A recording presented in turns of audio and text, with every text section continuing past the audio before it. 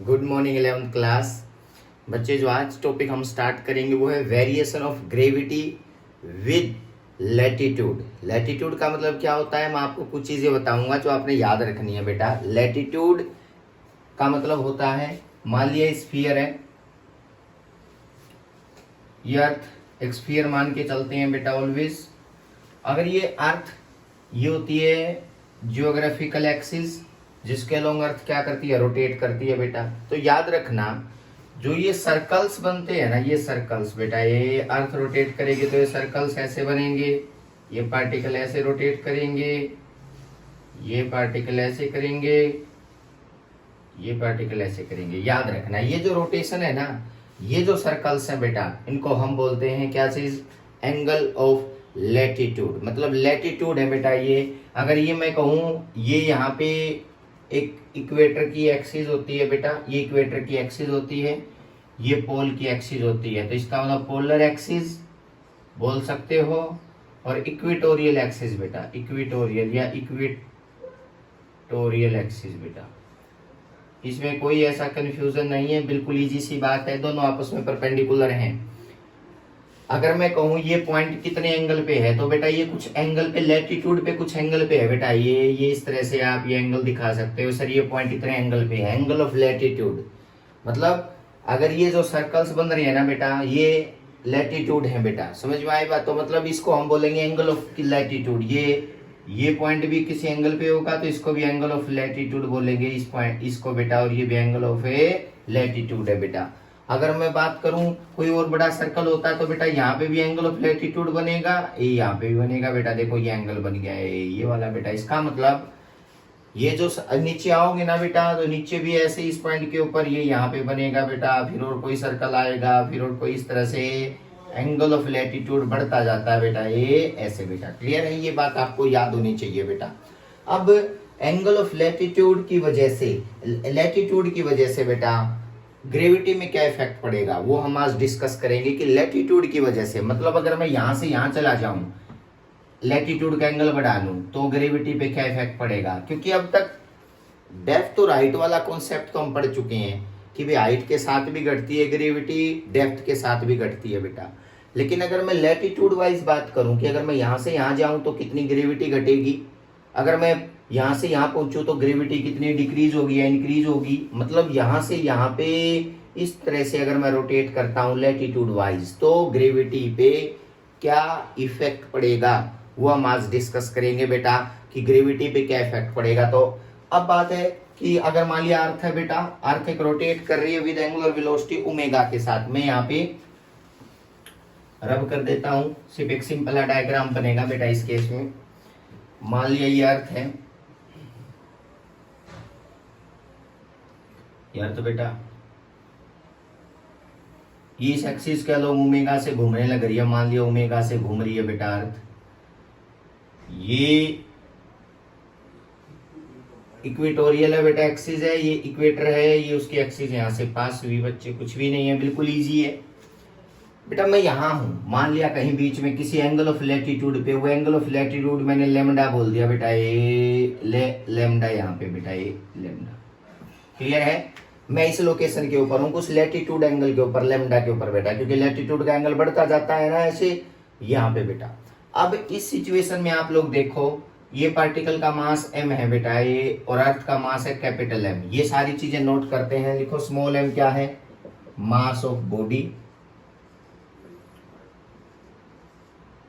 Capital M क्या है बेटा, मास ऑफ अर्थ, लेमडा क्या है बताओ, एंगल ऑफ लैटिट्यूड। ये सारी चीजें आपको याद हो। मैं पोल पे नहीं हूं बेटा, मैं यहाँ आ चुका हूं, आप यहाँ भी ले सकते हो, यहाँ भी ले सकते हो, इस ग्रेविटी का इफेक्ट निकाल रहा हूं बेटा। क्लियर है, अब देखो सबसे पहला काम क्या है, इस लाइन को मैं थोड़ा सा आगे बढ़ा देता हूं ताकि एंगल लेने में कोई प्रॉब्लम ना आए। बड़ा इंटरेस्टिंग सा केस है बेटा ऐसे। अब बात है कि सर ये पार्टिकल तो सर्कल में ऐसे, अर्थ ऐसे घूम रही है, तो पार्टिकल ऐसे सर्कल में घूमेगा बेटा। बताओ, कोई कंफ्यूजन नहीं होना चाहिए किसी को भी। क्लियर है बेटा, ये क्या क्रिएट करेगा बताओ, एक सर्कल क्रिएट करेगा।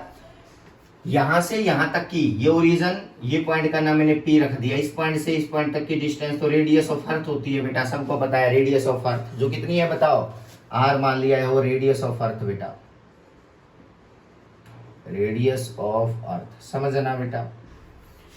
अगर मैं कहूं ये सर्कल तो ऐसे बनेगा, ये तो ओरिजेंटल सर्कल बनाया बेटा ऐसे घूमते टाइम पे ऐसे, तो ये पॉइंट ये यहाँ पे पॉइंट बेटा, यहाँ से यहाँ तक की स्मॉल रेडियस आर मान ली, तो इसका मतलब ये रेडियस को मैंने आर मान लिया, लो बेटा ये रेडियस आर है।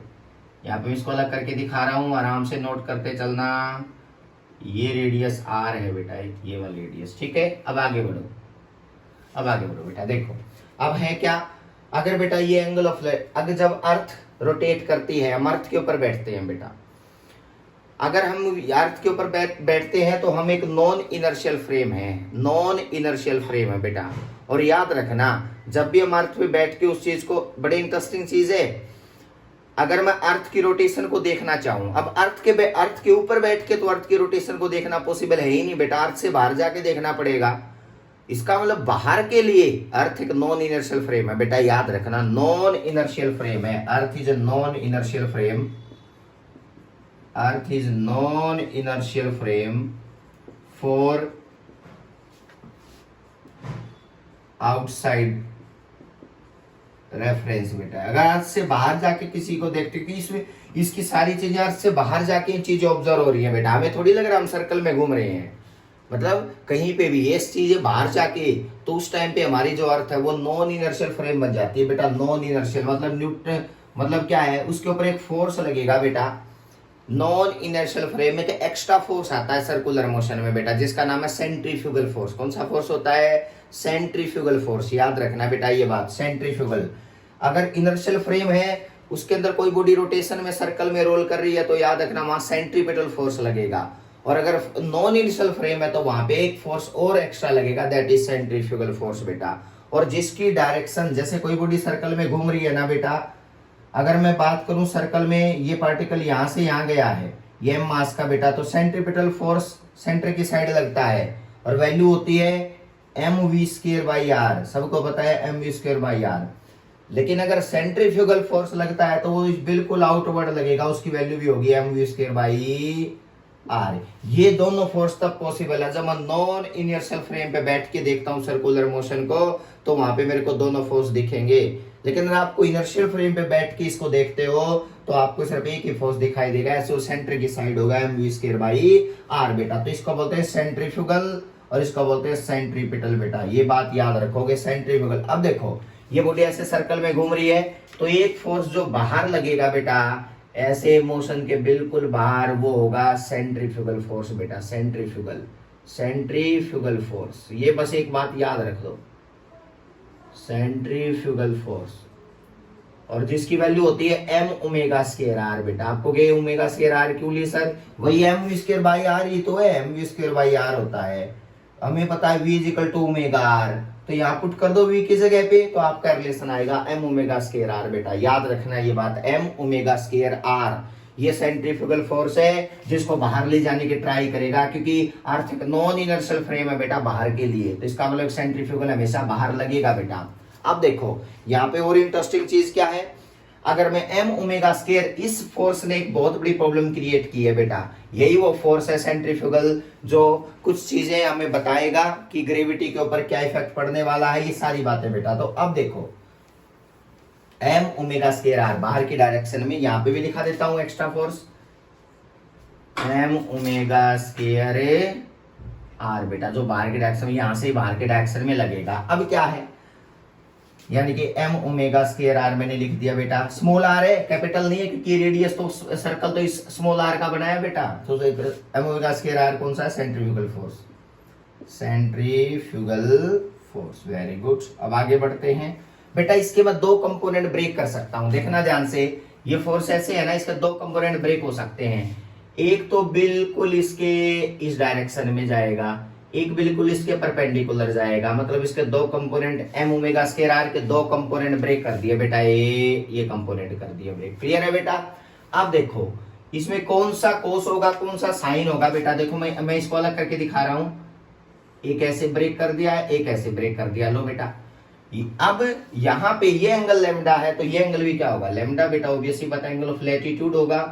तो इसका मतलब एम ओमेगा स्क्वायर आर का कौन सा कंपोनेंट ऊपर गया बताओ, ये कंपोनेंट जाएगा m omega square r cos lambda, m omega square r cos lambda. कोई कंफ्यूजन नहीं होना चाहिए बेटा, एम ओमेगा स्क्वायर आर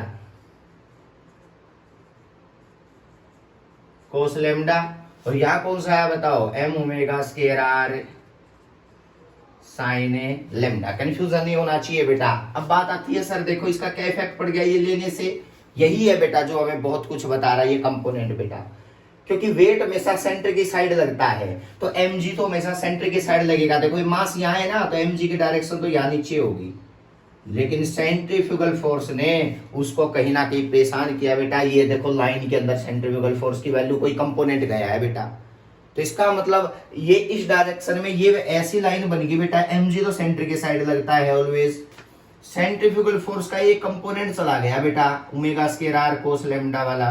तो इसका मतलब क्या हुआ बेटा, ये जो फोर्स mg लग रहा था ना जो बेटा ग्रेविटी थी, उस फोर्स के अंदर चेंज आया बेटा, किसकी वजह से, इस कंपोनेंट की वजह से, m ओमेगा स्क्वायर कोस लेमडा।